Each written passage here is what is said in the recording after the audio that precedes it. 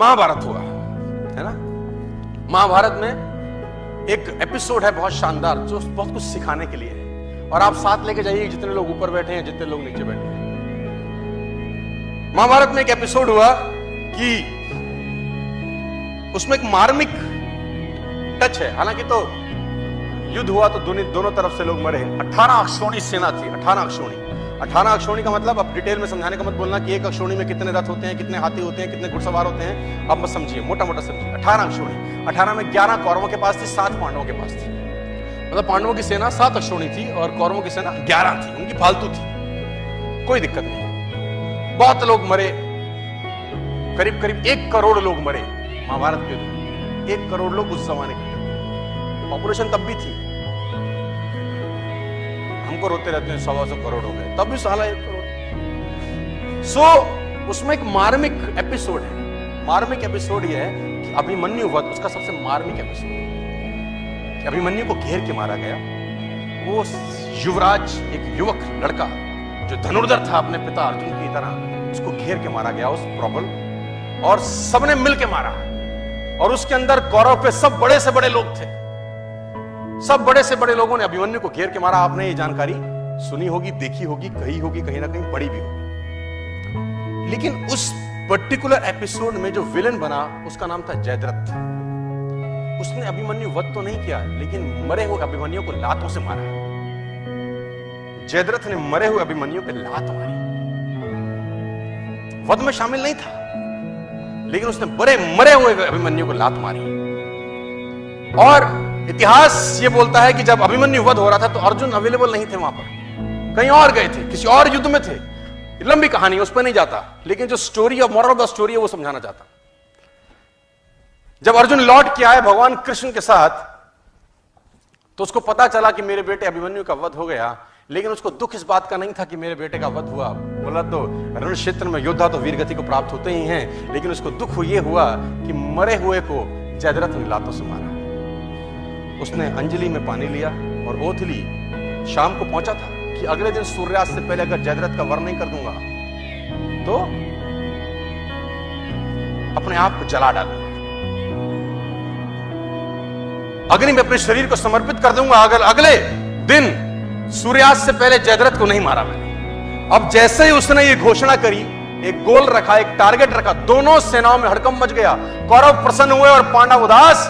कौरव इसलिए प्रसन्न हुए कि एक दिन बचाना है बस जयद्रथ को, अगर एक दिन बचा लिया, अर्जुन मरा, खेल समाप्त हो जाएगा। क्योंकि मेन प्लेयर यही, मेन प्लेयर तो वही था ना। और पांडव इसलिए परेशान हुए कि ये क्या कर बैठा, एक दिन न ढूंढ सके तो क्या होगा, अर्जुन गया तो खेल गया।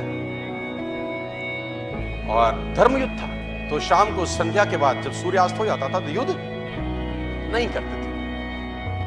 अगले दिन जैसे ही सूर्य उदय हुआ, युद्ध की भेड़ी बजी और उस भेनी के अंदर अर्जुन और कृष्ण ढूंढने लगे जयद्रथ को। और कौरव भी कोई छोटे मोटे तो थे नहीं, भगवानों से लड़ रहे थे, तो कुछ ना कुछ तो उनमें भी टैलेंट रहा होगा। उन्होंने जयद्रथ को छुपा लिया।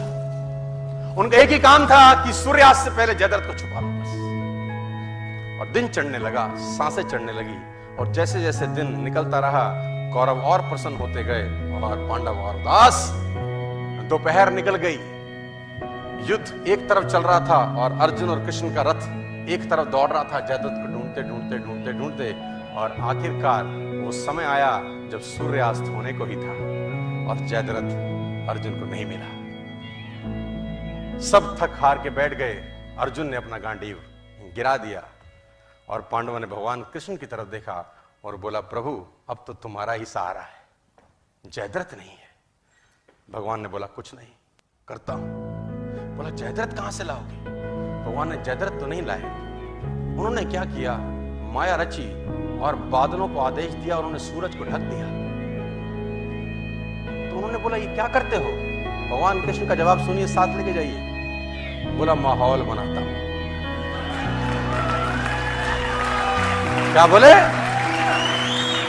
Winning atmosphere. बोले, माहौल बनाता हूं। और जैसे ही बादल सूरज के सामने आए, सूरज छुप गया और उन नालायकों को लगा कि सूर्यास्त हो गया। बेवकूफ अपनी बेवकूफाना बातें बहुत जगह दिखा देते हैं। कहते हैं ना, गधे के सर पे सींग नहीं होते। वो अपनी हरकतों से बताता है कि मैं गधा हूं। जैसे ही सूर्यास्त लगा, जो कि हुआ नहीं था, कौरवों ने जयद्रथ को आगे कर दिया। मन तो कर रहा है उनको ऐसी गाली दूं स्टेज पर, इस सालों घंटा 2 घंटा कौन सी चूल मचा रही थी तू। लेकिन कहते हैं विनाश काले विपरीत बुद्धि। कौरवों ने जयद्रथ को आगे कर दिया। अर्जुन घुटनों के बल बैठा है, गांडीव उसका गिरा हुआ है, और जयद्रथ अर्जुन को देख के हंसने लगा और गालियां देने लगा। कौरव हंसने लगे और अर्जुन को गालियां देने लगे कि तैयारी कर चिता पे जलने की। और जैसे ही जयद्रथ सामने आया, भगवान ने आदेश दिया और बादल सूरज के आगे से हटे और सूरज सामने हो गया। और जब सूरज सामने हो गया तो अर्जुन भौचक्का सा दिखा, ये क्या है। उसने भगवान कृष्ण की तरफ देखा। भगवान कृष्ण ने बोला, देखता क्या है, जयद्रथ सामने है, उठा गांडीव और चला डाल। और अर्जुन ने गांडीव उठाया और तीर चलाया और जयद्रथ का सर धड़ से अलग कर दिया। जयद्रथ मारा गया।